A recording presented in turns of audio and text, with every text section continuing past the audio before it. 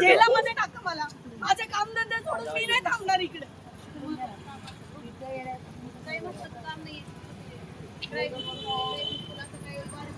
हा, तुमची कामं महत्वाची आहेत, माझी नाही आहेत.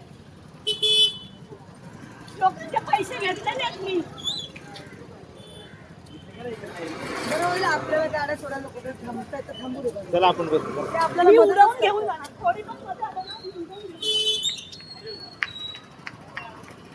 पुढे उडू द्या. आपल्याला उडवतं द्या ना. काय यामध्ये या उडवते का?